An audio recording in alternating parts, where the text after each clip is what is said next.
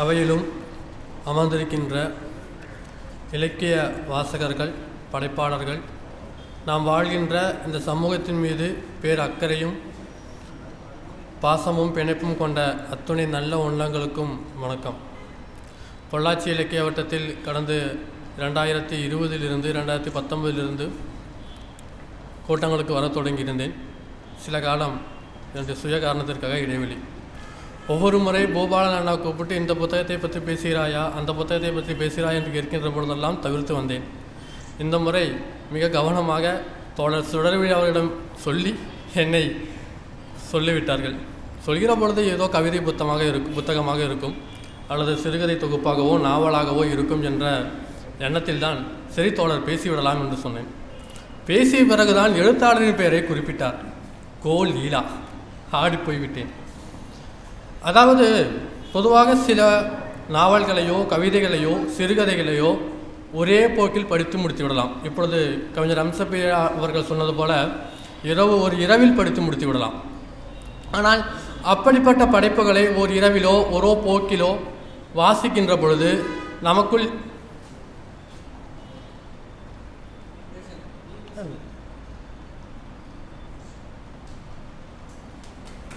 கைத்தட்டினால் அவனுக்கும் மகிழ்ச்சியாக இருக்கும். புரிஞ்சுது. அப்படி புத்தகங்களை வாசிக்கிற பொழுது ஒரே வேகத்தில் வாசித்து விடுவோம்.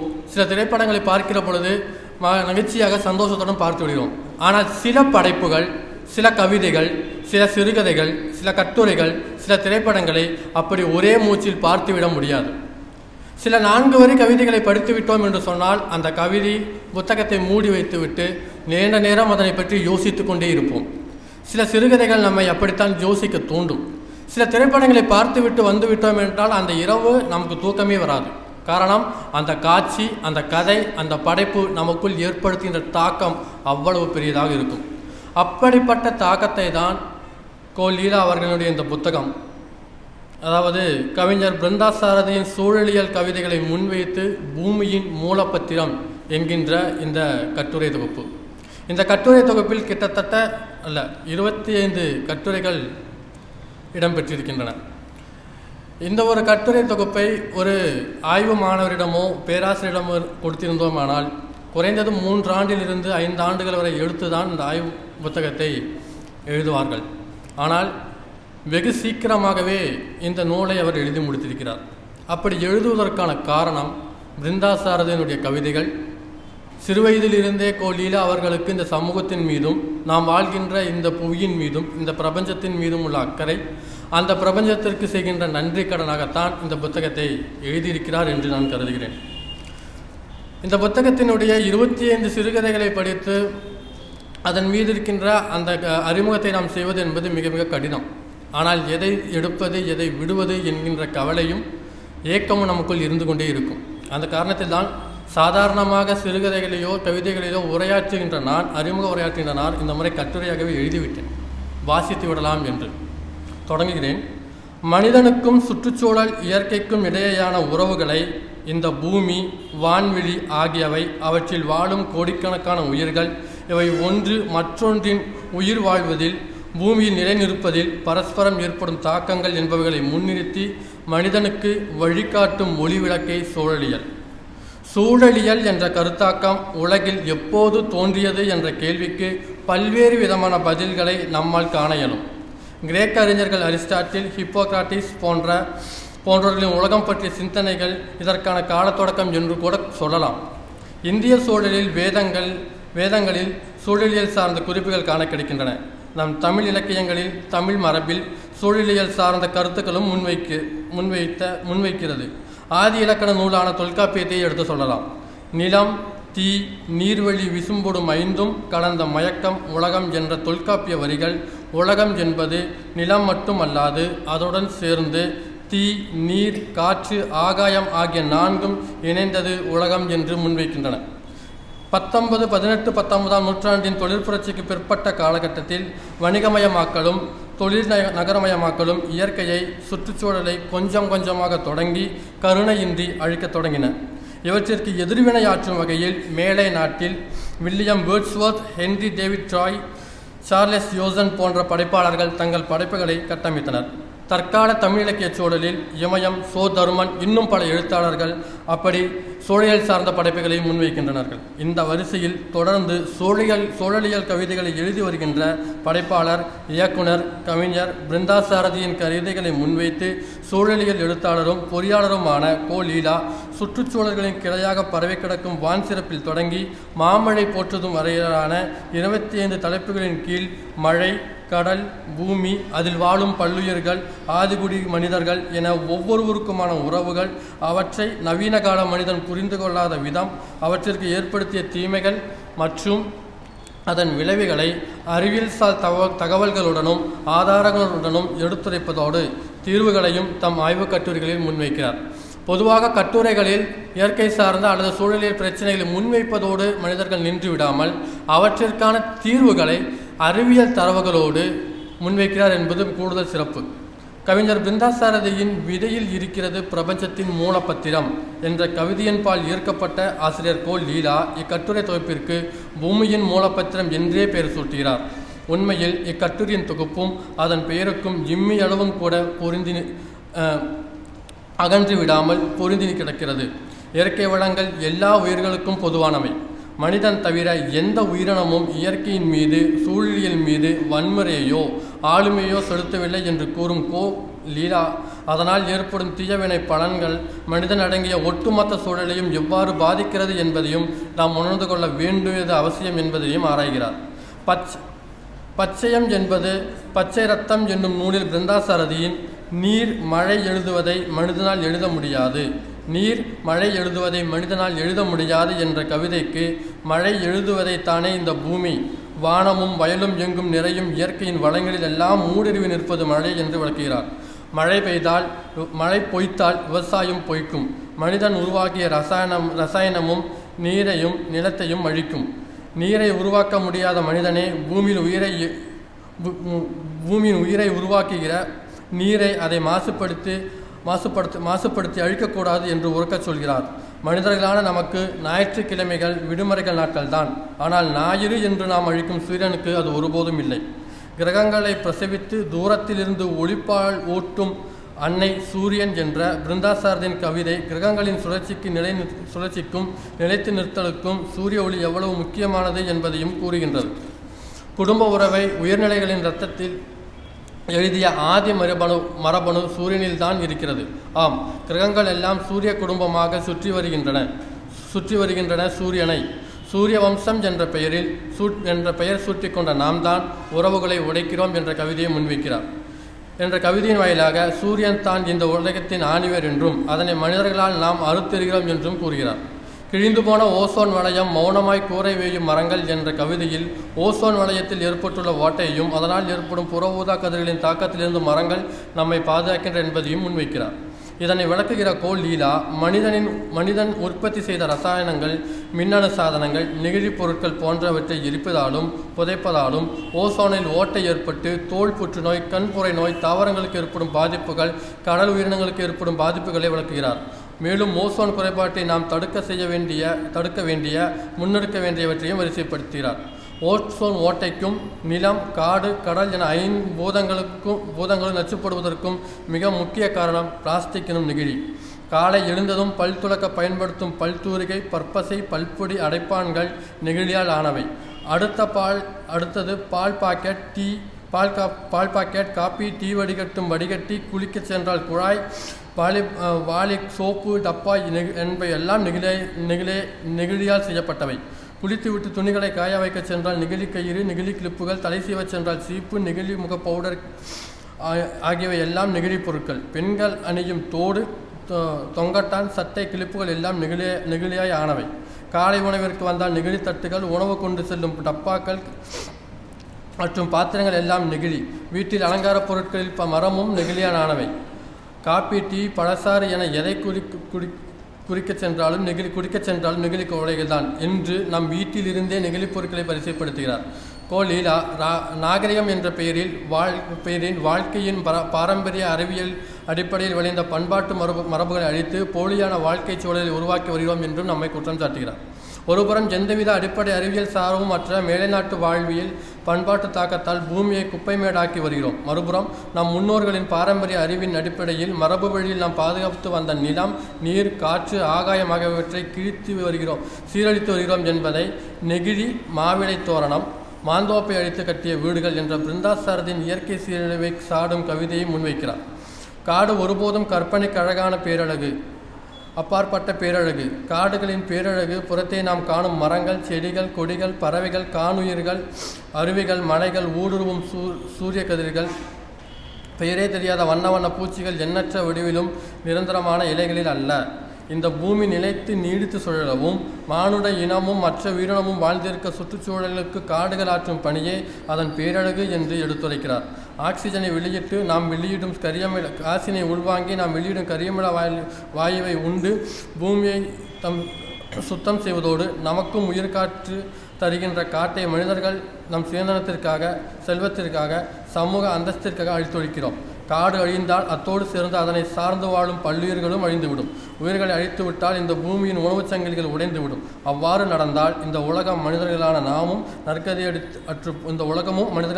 நற்கதியற்று போவோம் என்பதை காடு என்னும் நீர்க்கூடம் என்ற கட்டுரையில் இன்னும் பிறக்காத குழந்தைகளையே கொள்பவன், வனங்களுக்கு தீ வைப்பவன் என்ற கவிதையின் மூலம் முன்வைக்கிறார். நண்பர்களே, கடந்த ஒரு மாதத்திற்கு முன்பாக வட இந்தியாவில் நம்முடைய சேவ் த ஆரவல்லி என்ற முத்திரை வாக்கியத்தை உயர்த்திப்பிடித்து லட்சக்கணக்கான மக்கள் போராட்டம் நடத்தினார்கள். ஆரவல்லி என்கின்ற அந்த மலைத்தொடர் இந்தியாவின் அரணாக இருக்கிறது. இமயமலை தோன்றுவதற்கு பல 100 ஆண்டுகளுக்கு முன்பே ஆரவல்லி என்கின்ற மலைத்தொடர் இந்தியாவில் இருந்து வருகிறது. ஆரவல்லி தொடருக்கு வட இந்தியாவில் இருக்கின்ற தார் பாலைவனத்தை கட்டுப்படுத்துவதிலும் வட இந்திய மாநிலங்களுக்கான நீர் வாழ்வாதாரத்தை கட்டுப்பாட்டில் வைத்திருப்பதற்கு மிக முக்கிய காரணமாக இருப்பது ஆரவல்லி. அப்படிப்பட்ட ஆரவல்லியை வெறும் 100 மீட்டருக்கு குறைவான மலைகளை ஆரவல்லி தொடர்களில் ஏற்க முடியாது என்று மத்திய அரசு கொடுத்த அறிக்கையின் பேரில் உச்சநீதிமன்றம் தீர்ப்பளிக்கிறது. இதனை எதிர்த்து போராட்டம் நடத்துகிறார்கள். அதை முன்வைத்த கவிதையை தான் இப்படி பார்க்கிறோம். இன்னும் பிறக்காத குழந்தைகளையும் கொள்பவன், வனங்களுக்கு தீன் வைப்பவன் என்கின்ற கவிதை வரி. இந்த கவிதை முன்வைக்கிற அந்த பொருளை எவ்வளவு நேர்த்தியாக சொல்கிறார் என்பதை நாம் பார்க்க முடியும். பூமியின் அச்சாணி பறவைகள் என்ற கட்டுரையில் பறவைகள் பூமியில் வாழும் பல்லுயிர்களின் சுழற்சியால் ஆற்றும் பெரிய பங்கினை உலகிற்கு எடுத்துரைத்து அப்பறவைகளின் பாதுகாப்பிற்காக அயராது பாடப்பட்டவர் இந்தியாவின் உலகின் பறவை மனிதர் என்று அறியப்பட்ட டாக்டர் சலீம் அலியை நினைவூட்டுகிறார். அக்கட்டுரையில் கரிசான் பறவைகள், இருவாச்சி பறவைகள், வண்ணத்து பூச்சிகள், வலசை வரும் மூக்கான் பறவைகள் என பிருந்தாசாரதி கவிதைகளை முன்வைத்து பறவைகளை காடுகளிலிருந்து பெற்ற பழங்களை உண்டு அதன் விதைகளை எச்சங்கள் வாயிலாக விதறி மீண்டும் காடுகளை உயிர்ப்போடு தக்க வைப்பதில் பெரும் பங்காற்றின என்பதையும் முன்வைக்கிறார். மேலும் பறவைகள் காட்டையும் உயிர் சங்கிலியையும் உடையாமல் பாதுகாக்கிறதோ அதே போன்று யானைகளும் அப்பணிகளை மிக நேர்த்தியாக செய்கின்றன. விதைகளை ஒழித்து வைத்திருக்கும் பூமி பந்து யானையின் கயிறு என்ற கவிதையை முன்வைத்து நாளொன்றுக்கு 12 மணி நேரம் முதல் 18 மணி நேரம் வரை உணவு தேடி யானைகள் 180 கிலோமீட்டர் வரை முதல் 300 கிலோமீட்டர் வரை உணவையும் 300 கிலோ வரை உணவையும் 7 முதல் 8 லிட்டர் தண்ணீரையும் உட்கொள்கின்றன. யானைகள் தாவர உண்ணி என்பதால் பெரும்பாலும் மரப்பட்டைகள், இலை தழைகள், காய்கள், கிழங்குகள், கனிகள், தண்டுகள், வேர்கள், மூங்கில்கள், உப்பு வாழை, கரும்பு, தேங்காய் என பலவற்றையும் உண்கின்றன. இவ்வளவு உணவு உட்கொண்டாலும் 40% தான் செரிமானமாகும் என்றும் மற்றவை கழிவுடன் வெளியேறுகின்றன என்றும் சொல்கிறார். இக்கழிவுகள் வெளியே விதைகள் வெளியேறி யானைகள் நடக்கும் வழியெங்கும் பரவுகின்றன.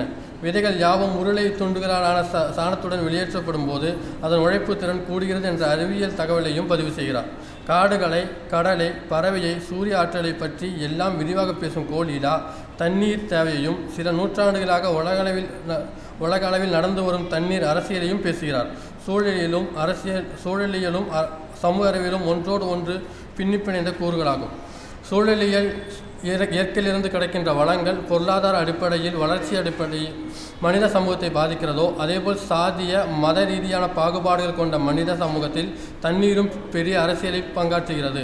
அதனை ஆழமாக உணர்ந்து கொண்ட எழுத்தாளர் பிருந்தாசாரதியின் கவிதைகளை முன்வைத்து வரலாற்று நிறுவனங்களை முன்வைத்து சாதியும் கண்ணீரும் என்ற கட்டுரையும் எழுதியுள்ளார். நம் உலகில் வறுமை, அநீதி மற்றும் கடுமையான சமத்துவமின்மை நீடிக்கும் வரை யாரும் உண்மையிலேயே ஓய்வெடுக்க முடியாது என்ற நெல்சன் மண்டேலாவின் வரிகளோடு கட்டுரை தொடங்குகிறது. உலகில் உயிர் வாழ்வதற்குரிய தண்ணீரை பெறுதல் தலித் இயக்க வரலாற்றின் நீண்ட நெடிய போராட்டமும் முக்கியத்துவம் வாய்ந்தது. எல்லா உயிரினங்களுக்கும் பொதுவான சமமான இயற்கை வளங்கள் இன்று வணிகமயமாக்கப்பட்டுள்ளன. உலகமயமாக்கல் சூழலில் வரையறுக்கப்பட்ட இயற்கை வளமான தண்ணீர் இன்று வணிக பொருளாகிவிட்டது. ஆனால் இந்தியாவில் பல நூற்றாண்டுகளுக்கு முன்னும் பின்னும் தண்ணீர் சாதிய குறியீடாக இருந்தது. குடிநீரும் உப்பு கரிக்கும் கையேந்து குடிக்கும் போது என்ற பிருந்தாசாரதியின் வரிகள் இந்தியாவில் சாதி அடிப்படையில் நிலை எந்த அளவிற்கு தண்ணீரிலும் காட்டப்பட்டுள்ளது என்பதை நம்மால் புரிந்து கொள்ள முடிகிறது. அதனை மேலே கொண்டு செல்ல எழுத்தாளர் கே. லீலா இந்திய அரசியலமைப்பின் சிற்பியான அண்ணல் B.R. அம்பேத்கரின் வாழ்க்கையில் நடந்த ஒரு துயர நிகழ்வை முன்வைக்கிறார். Doctor B.R. அம்பேத்கர் மாணவராக இருந்தபொழுது தண்ணீர் வழங்கப்பட்ட விதம் நினைவுக்கு வருகிறது. சாதாரண ஆரம்ப கல்வியை முடித்து உயர்நிலைக் கல்விக்கான தன் அண்ணன் படிக்கும் பள்ளியிலேயே சேர்ந்தார் B.R. அம்பேத்கர். அம்பேத்கரின் பள்ளியில் தாழ்த்தப்பட்ட மாணவர்கள் எல்லாம் சேர்ந்து அமர முடியாது. இந்த தாழ்த்தப்பட்ட உயர்சாதி மாணவர்கள் மரப்பலகையில் அமர வேண்டும். தாழ்த்தப்பட்ட மாணவர்கள் வகுப்பறையில் ஒரு மூலையில் அமர வேண்டும். கோணி பைகளை மாணவர்களே கொண்டு வர வேண்டும். தாழ்த்தப்பட்ட மாணவர்களுக்கு தண்ணீர் எடுத்து குடிக்க முடியாது. தங்களுக்கு தாகம் என்றால் உயர்சாதி மாணவன் கீழே குனிந்து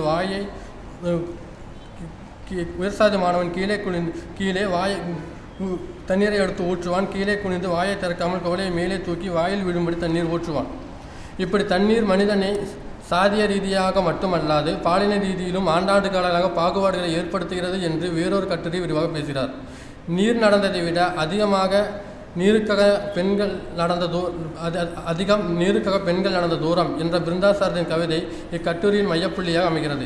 இயற்கை வளங்களை பயன்படுத்திக் கொள்வதில் பாலின பாகுபாடு பெண்களுக்கு சம உரிமை அளிக்கப்படுகிறதா என்ற கேள்வியை முன்வைக்கிற கோலீலா உலகளவில் 220 கோடி பேருக்கு இன்னும் பாதுகாப்பான குடிநீர் கிடைக்கவில்லை என்றும் சொல்கிறார். வீட்டுக்கு தேவையான தண்ணீரை சேகரிக்கும் பொறுப்பு பெரும்பாலும் பெண்களிடமே கொடுக்கப்பட்டுள்ளன. சிறுமிகள் சிறுவர்களை விட 2 மடங்கு அதிகமான வீட்டுக்கு தேவையான தண்ணீரை கொண்டு வருகின்றனர். ஐக்கிய நாடுகள் சபையின் அறிக்கையை மேற்கோள் காட்டி கோலீலா இதை முன்வைக்கிறார். உலகின் தலைச்சிறந்த பதவியில் இருந்தாலும் சாதாரண கடைநிலையில் இருந்தாலும் தண்ணீர் சேகரிக்கும் பொறுப்பு பெண் மீது சுமத்தப்படுகிறது. இதற்காக வாழ்நாளில் ஒரு பெண் அல்லது பெண் குழந்தைகளை சுமார் 200 மில்லியன் மணி நேரம் செலவழிக்கிறார்கள். அதாவது 8.3 மில்லியன் நாட்கள். இன்னும் புரியும்படி சொல்ல வேண்டுமென்றால் 22,800 வருடங்கள். தற்காலத்தில் ஒரு வெற்றுவாளியுடன் தண்ணீர் எடுக்க சென்ற பெண் 2016ஆம் ஆண்டுதான் வாளி தண்ணீருடன் வருவதாக கொள்ளலாம். இப்படி தன் குடும்பத்தின் அடிப்படை தேவையான தண்ணீருக்காக ஆணை விட அதிகமாக உழைக்கும் பெண் ஒரு நாளைக்கு அரை டம்ளர் தண்ணீர் மட்டும்தான் பருகுகிறார். தண்ணீரை சேகரிக்க செல்வதாலும் அதற்காக அதிக நேரம் எடுத்துக்கொள்வதாலும் பூ பெய்த பெண் குழந்தைகள் மாதவிடாய் காலத்தில் தன்னை தூய்மையாக வைத்துக்கொள்ள வேண்டிய அளவிற்கு பள்ளியில் நீர் மற்றும் கழிவறைகள் போதுமான அளவிற்கு இல்லாததால் பெண் குழந்தைகள் தங்கள் தூய்மைப்படுத்த முடியாமல் சிலர் படிப்பையை கைவிடும் அவலம் நிகழ்கிறது. இதே பூமியில்தான் தண்ணீர் பெட்டிகளை வைத்து நாகரிகம் என்ற பெயரில் ஒரு வாய் கொடுத்துவிட்டு மீதியை குப்பையில் வீசுகிறோம். இதை ட்ராப் வாட்டர் என்கிறார்கள். தண்ணீர் அரசியலை நுட்பமாக பேசும் கோலீலா உணவில் அரசியலையும் பேசுகிறார். நாம் உண்ணும் நமக்கான அரிசியில் நமது பெயர் எழுதப்பட்டுள்ளது என்ற பொன்மொழிகளை நாம் கேட்டு வளர்ந்தவர்களே. ஆனால் உணவின் மீதான உரிமையை இன்று கார்ப்பரேட் நிறுவனங்களின் கைவசம் உள்ளது. வல்லரசு நாட்டின் இராணுவ ஆக்கிரமிப்புக்கு ஈடானது நுகர்வோர் கார்ப்பரேட் படையெடுப்பு. உலகளாவிய உணவு திட்டம் இன்று கார்ப்பரேட்டின் கையில் உள்ளது என்பதையும் விளக்குகிறார். உலகளாவிய உணவு உற்பத்தியில் சீனா முதலிடத்திலும், அமெரிக்கா 2வது இடத்திலும், பிரேசில் 3வது இடத்திலும், இந்தியா 4வது இடத்திலும், ரஷ்யா 5வது இடத்திலும் இருக்கிறது. வருங்காலத்தில் இந்த 5 ஆண்டுகள் தான் நாடுகளைத்தான் உணவிற்கே உலகம் சார்ந்திருக்க வேண்டும் என்பதை குறிப்பிடுகிறார். சீனாவை அடுத்து பில்கேட்ஸ், அம்பானி, அதானி, டெண்டர் போன்ற பெரிய நிறுவனங்கள் போன்ற கார்ப்பரேட் நிறுவனங்கள் நம்முடைய உணவு உற்பத்தியை கட்டுப்படுத்தப் போகின்றன என்று கூறுகிறார். கவிஞர் பிருந்தாசாரதியின் ஒவ்வொரு தானியத்திலும் எழுதப்படுகிறது கார்ப்பரேட் பெயர் என்ற கவிதை அடிப்படையாக கொண்டு உணவு அரசியலை கார்ப்பரேட்டுகள் கட்டுப்படுத்தும் விதையை ஒரு தினம் சொல்கிறார். தன்னுடைய 25 கட்டுரைகளில் இயற்கையின் மீது மனிதன் செலுத்தும் வன்முறையை வரையறுத்து நீடித்த மற்றும் நிலையான உற்பத்தி வேண்டும் என்றும் சரியான அளவிற்கு தேவை மட்டுமே கடலும் காடும் மழையும் கொடுக்கும் வேண்டும் என்பதையும் நிலத்தை நீடித்த நிர்வாகத்தை எடுத்து காட்டுகிறார். வங்காரி மாதா முதல் சலீம் அலி, ராஜேந்திர சிங், சுந்தர்லால், நம்மாழ்வார் வரை பசுமை போராளிகளை அடியொற்றி பூமியை காக்க புறப்பட வேண்டும் பூமியை காக்க புறப்படும் போராளிகளை ஒவ்வொரு கட்டிலும் வரிக்கு வரி பதிவு செய்த வண்ணம் விளக்குகிறார். கவிஞர் பிருந்தாசாரதியின் நுட்பமான கவிதைகள் துணையாக நிற்கின்றன. விழிப்புணர்வு ஏற்படுத்துதல், அறிவியல் ஆய்வுகளை மேற்கொள்ளுதல், களப்பணியாற்றுதல் ஆகிய 3 படிகளில் இவ்வுலகை பாதுகாக்க செயல்பட வேண்டும் என்றும் இவ்வாய்வு கட்டுரை தொகுப்பில் விவாதிக்கிறார். கோ. லீலா இயற்கையை உணர்ந்து அதில் மனிதன் ஏற்படுத்தும் தீமைகளை நம் மனதில் விழிப்புணர்வு ஏற்படுத்தி வெளிப்படுத்தியுள்ளார். அவரது படைப்புகள் மனிதனுக்கும் சுற்றுச்சூழலுக்கும் இடையான உறவை புரிந்து கொள்ளும் வழிகாட்டியாக அமைந்துள்ளன. இயற்கை வளங்களையும் நீர், காடு, மழை, பறவைகள், யானைகள் போன்ற உயிர்களை மதித்து பாதுகாப்பது நமது கடமையே என்பதை அவர் நமக்கு நினைவூட்டுகிறார். கோ. லீலாவின் பணி பசுமை உலகத்தை காக்கும் ஒரு உறுதிப்படைப்பாக நிலைத்து நம்மை செயல்பட ஊக்குவிக்கிறது. நண்பர்களே, கவிஞர் கோ. லீலாவினுடைய இந்த படைப்பு நம்முடைய சமூகத்திற்கு மனிதர்களாக நாம் இயற்கையின் சீரழிவில் இருந்து எப்படி தடுத்து நிறுத்த வேண்டும் என்பதையும் தொடர்ந்து இயற்கையை பாதுகாக்க வேண்டும் என்பதையும் கூறுகிறார். ஒரு படைப்பை வாசிப்பதோடு நிறுத்திவிடாமல் அதற்காக நாம் வாழ வேண்டும் என்பதையும் குறிப்பிட்டு கூறுகிறார். இவ்வளவு நல்ல ஒரு புத்தகத்தை கண்டிப்பாக நாம் ஒருவரும் படித்திருக்க வேண்டும். படிப்பதோடு மட்டும் நின்றுவிடாமல் தம் வாழ்க்கையில் இவற்றை பின்படுத்தினால் அத்தனையும் சிறப்பு என்று கூறி இந்த வாய்ப்புக்கு நன்றி விடைபெறுகிறேன். நன்றி, வணக்கம்.